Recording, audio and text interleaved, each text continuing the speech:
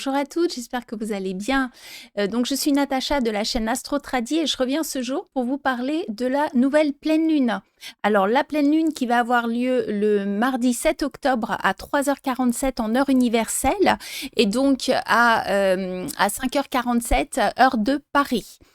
Alors, cette pleine lune, elle va avoir lieu dans l'axe Bélier-Balance. Donc, l'axe Bélier-Balance, qui est un axe relationnel.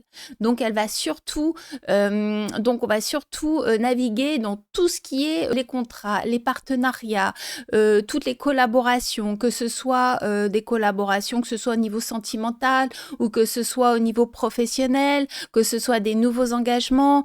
En fait, c'est la place, cette nouvelle lune va un petit peu déterminer la place qu'on va prendre vis-à-vis des autres, c'est-à-dire nous par rapport aux autres. La balance, c'est le nous, le bélier, c'est le je. Quelle place j'ai, moi, par rapport aux autres? On garde toujours en tête que la pleine lune, c'est la continuité du cycle précédent, donc de la nouvelle lune.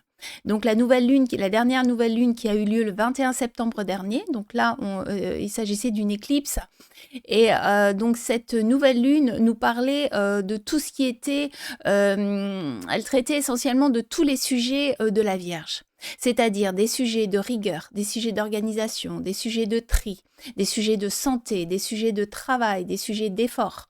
La Vierge, c'est un petit peu tout ça, c'est-à-dire on fait des efforts pour pouvoir avoir un résultat concret au bout. La Vierge, c'est le signe de la productivité. C'est un signe pragmatique. C'est un signe qui va à l'essentiel, qui va droit au but. On est sur un signe de terre, un signe cartésien, un signe très carré, très centré sur un objectif. Là, on est parti sur des énergies qui sont un peu plus, qui sont plus flamboyantes, des énergies feu. Ce sont les énergies bélier. Alors, c'est l'apogée, comme je disais, de cette nouvelle lune. C'est-à-dire qu'en Vierge, on a posé les jalons, et là, en Bélier, on va poser les actions. Donc, on va prendre sa place par rapport aux autres. On va prendre sa place par rapport à ce qui a été déterminé, ce qui a été anticipé, puisque la Vierge, c'est aussi des énergies d'anticipation. On va être dans la continuité de ce qu'on a déjà entamé il y a 2 semaines. Voilà. Et ça, jusqu'à la prochaine nouvelle lune, donc pendant 2 semaines. Alors, les énergies bélier, donc il s'agit d'énergie feu. Il s'agit d'énergie de dynamisme, d'énergie d'initiative, d'énergie de prise de position. On initie des nouvelles choses. Il y a beaucoup d'indépendance aussi dans l'énergie bélier.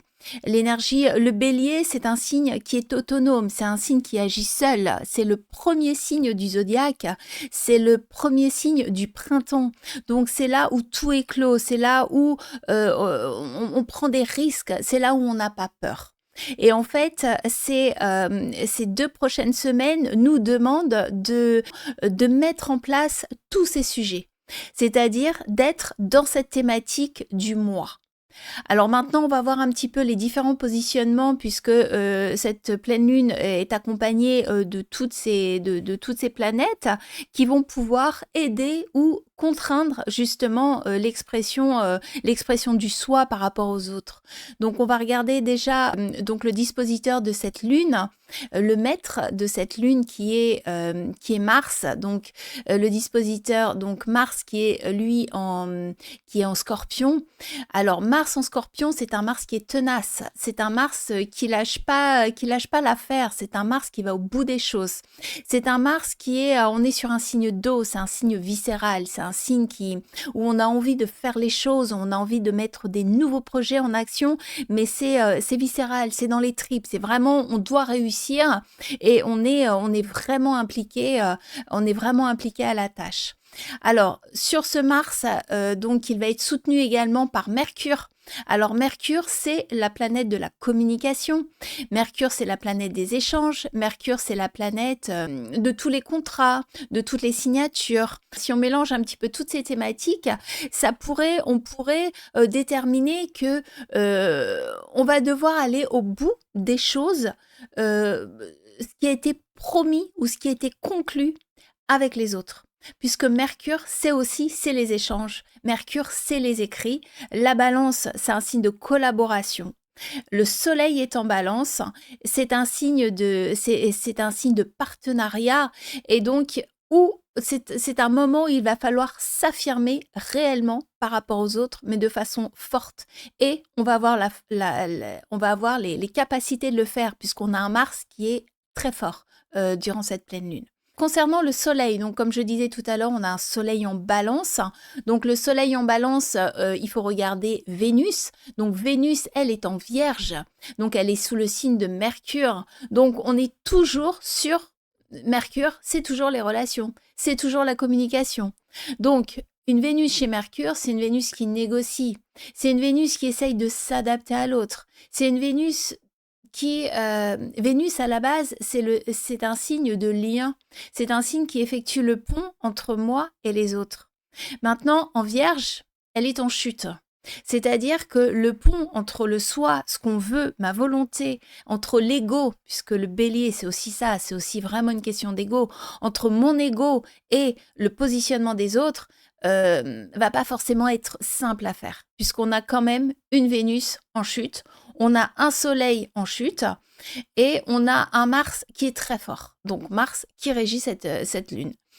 Donc moi, ce que je peux conseiller durant cette période de pleine lune, c'est peut-être de prendre du recul, peut-être d'envisager davantage les autres avant de prendre une quelconque décision et de ne pas foncer tête baissée, puisque c'est un petit peu l'environnement du moment qui va éventuellement nous pousser dans cette direction, c'est-à-dire d'avancer seul, de ne pas prendre en considération notre environnement, d'autant plus que Vénus est opposée à Saturne.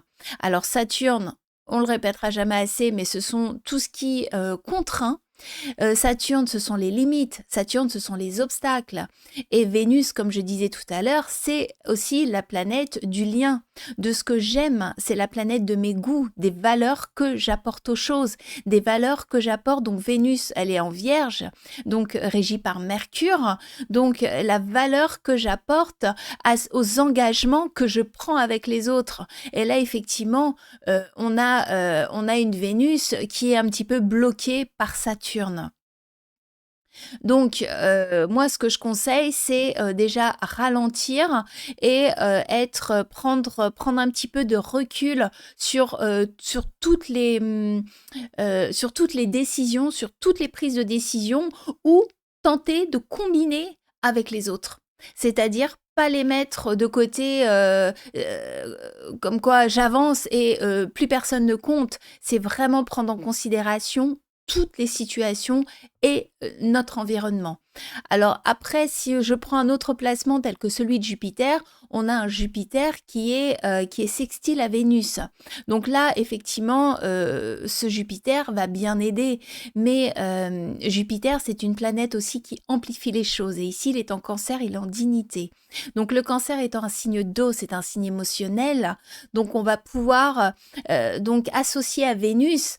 C'est vraiment des choses qui vont nous tenir à cœur parce que quand on voit un Mars en Scorpion où on est sur un signe d'eau, un signe d'émotion, un signe de sensibilité, un signe d'hypersensibilité, on a une Vénus Vierge qui elle est complètement pragmatique mais qui est quand même associée à Jupiter où là on est sur un signe du Cancer, c'est un signe d'eau également, tout comme le Scorpion, c'est une très grande sensibilité également au niveau du Cancer.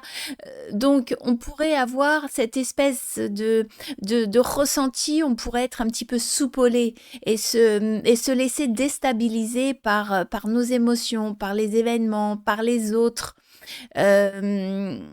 Voilà, ça pourrait être aussi une contrainte, ça pourrait être aussi la contrainte qui va être bien présente lors des énergies de cette pleine lune.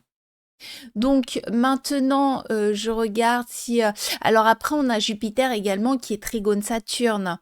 Donc là, ça vient Jupiter qui est une planète d'expansion, Saturne étant une planète de restriction. Ça va venir un petit peu tempérer les choses. Je pense que les situations peuvent trouver des compromis. On peut trouver le compromis, mais on a quand même un Mars qui tient bien cette pleine lune, un Mars qui est vraiment très fort. Donc, on est sur une pleine lune de relationnel et je pense que c'est ce qu'il faut retenir. Alors maintenant, on pourra regarder un petit peu tous les signes. Donc, quels signes cette pleine lune va impacter principalement? Alors, en général, ce sont les signes qui sont au carré de la lune. Donc, les signes au carré, donc là, on est sur la croix cardinale. Donc, la lune est en bélier. Les signes les plus impactés vont être le Capricorne, donc qui lui est en carré du bélier. Ça va être également le signe du Cancer et ça va être le signe de la Balance, puisque c'est le signe qui est opposé à la lune, donc est là où on trouve le soleil. Alors, pour revenir sur tous les signes, alors il va falloir regarder vos ascendants et je vais vous indiquer les maisons qui pourraient pour vous être impactées. Alors pour les béliers, ce sera l'axe 1-7, l'axe du relationnel. Ce sera surtout le corps, le physique, la façon dont on se présente aux autres, qui je suis moi par rapport aux autres, bien évidemment, puisque c'est là où a lieu cette fameuse pleine lune. Donc ce sera le signe qui sera aux premières loges, qui sera le plus impacté. Ensuite, on aura le taureau, donc ce sera sur l'axe 6-12. Alors, c'est l'axe du passé. C'est un petit peu des ressentiments, des choses qu'on ne dit pas forcément, des ressentiments, des rancœurs qu'on garde un petit peu à l'intérieur, des choses qu'on a envie de dire mais qu'on n'ose pas dire. La maison 12, c'est aussi tout ce qui est spirituel, c'est-à-dire rentrer à l'intérieur de soi. C'est tout ce qui concerne le moi que je ne montre pas aux autres. C'est surtout notre intériorité. Voilà un petit peu ce qu'est la maison 12. C'est la maison aussi du passé, c'est-à-dire tout ce qui est terminé. C'est la maison des fins de cycle, la maison 12.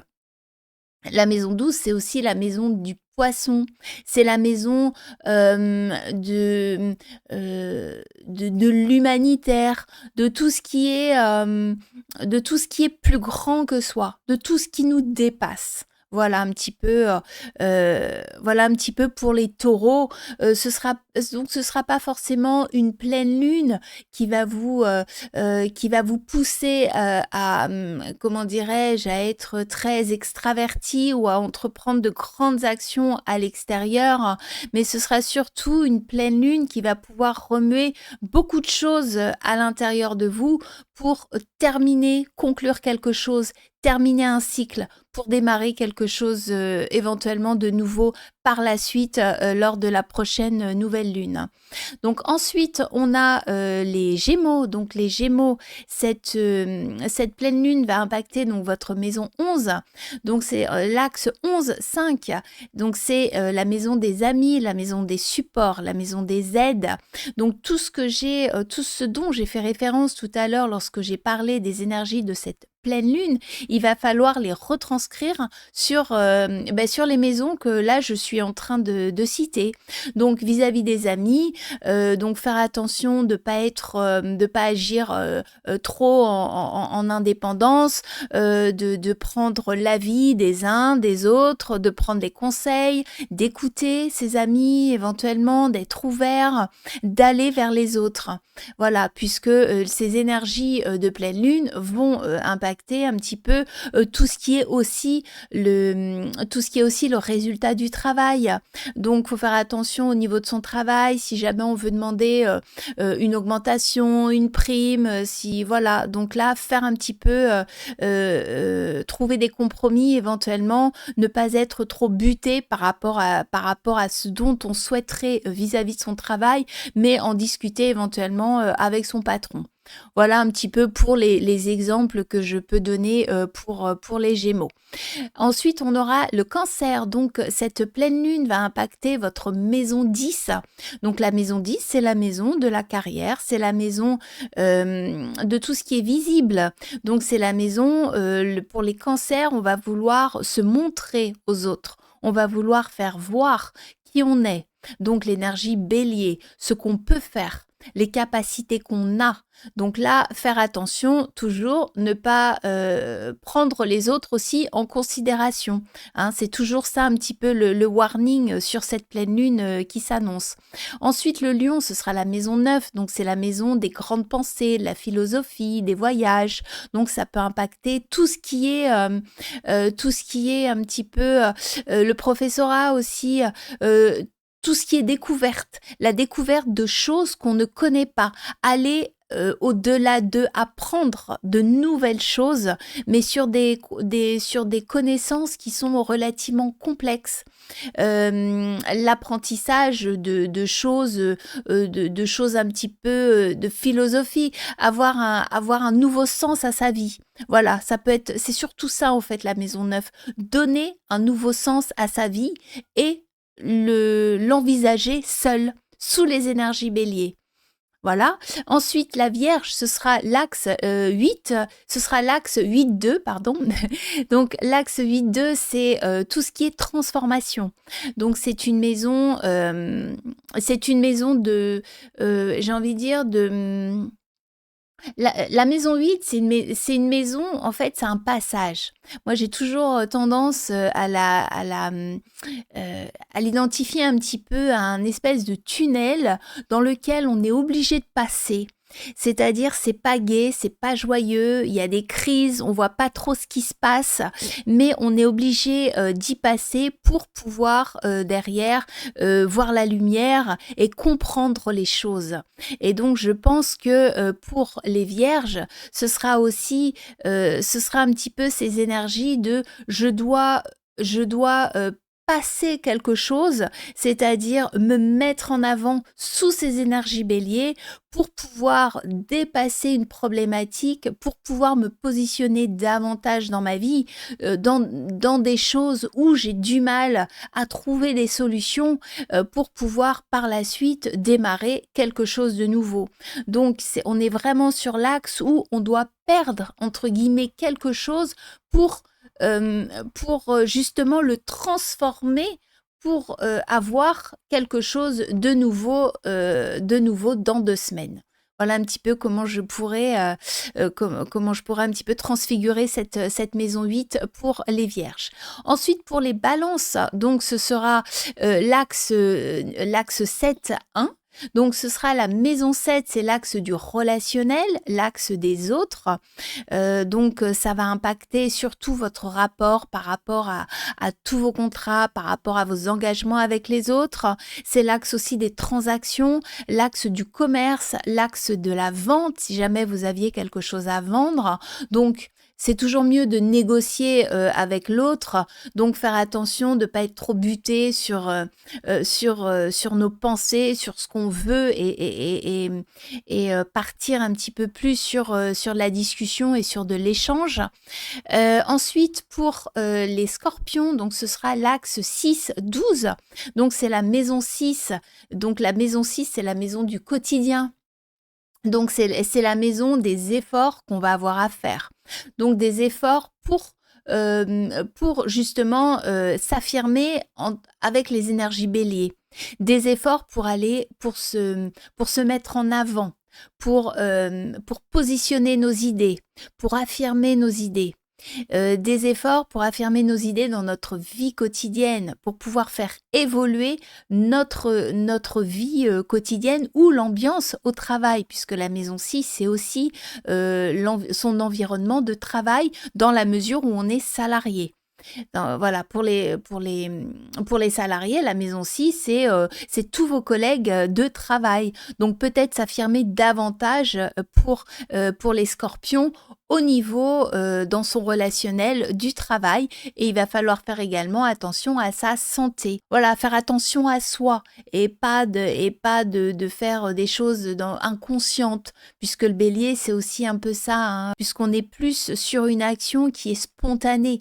C'est un signe de spontanéité. Donc pour la santé, pour tous les problèmes de santé, faire un petit peu attention pour les béliers. Ensuite, donc pour les Sagittaires, on sera sur l'axe 5-11. Donc l'axe 5, la maison 5, il s'agit de la maison des enfants, la maison des joies, la maison du plaisir.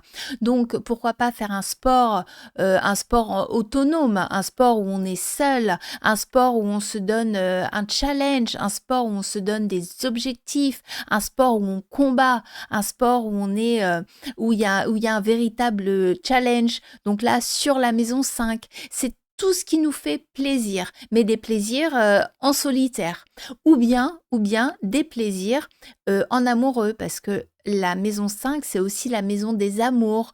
Donc, entreprendre quelque chose de nouveau dans tout ce qui concerne les amours, par exemple. Ensuite, les Capricornes, c'est la maison 4, donc c'est la maison du foyer, la maison de la famille. Donc, entreprendre des choses en autonomie, euh, décider, décider de façon seule à changer éventuellement des choses, à mettre des choses en place, mais des choses en place pour soi, des choses qui nous font plaisir, des choses qui sont des nouveaux projets, des nouvelles choses, prendre des risques chez soi en instaurant des nouvelles règles, par exemple, un nouveau planning dans tout ce qui concerne l'environnement familial. Voilà, ça peut être ça en fait. Agir en parfaite autonomie chez soi pour, pour initier de nouveaux projets. Voilà, si je peux résumer un petit peu. Ensuite, pour les Verseaux. Donc, les Verseaux, on sera sur l'axe 3-9. Donc, les Verseaux, on sera dans le domaine de la pensée. Mais alors, c'est la pensée pragmatique, c'est la pensée pour tous les jours. Donc, les petits déplacements, comment on organise sa vie au quotidien. Donc, les Verseaux, ce sera surtout quelles techniques et quels outils je peux mettre en place, moi, tout seul, Bélier, de façon autonome, qu'est-ce que je peux lancer comme nouveau projet, comme initiative, pour faire en sorte que ma vie, de façon générale, fonctionne mieux, que mes échanges avec les autres, que ma communication fonctionne mieux. Qu'est-ce que moi, je peux mettre en place pour moi? Voilà. Et pour les Poissons, ce sera donc la maison 2. Donc la maison 2, c'est la maison des finances. Donc gérer un petit peu mieux, prendre de nouvelles mesures, des nouvelles initiatives pour gérer ses finances, pour gérer tout son côté, le côté sécurité. Comment je peux faire, moi, qu'est-ce que je peux mettre en place sous l'énergie bélier pour me sentir en sécurité? Pour me sentir en sécurité, pour ne pas ressentir de manque financier, pour que mes finances soient plus équilibrées. Voilà, l'énergie bélier, de façon générale, ce sont des mises en place de nouvelles choses, ce sont des prises de risques. Et, et en fait, la contrainte, ce sera de essayer de ne pas trop créer de friction avec les autres, puisque c'est le risque majeur et c'est le challenge principal de cette pleine lune. Voilà. Et c'est ce qu'il faut un petit peu retenir dans toutes les différentes configurations que j'ai pu vous énoncer. Donc, je vous souhaite une belle pleine lune et je reviendrai vers vous donc dans 2 semaines pour la prochaine nouvelle lune. Au revoir.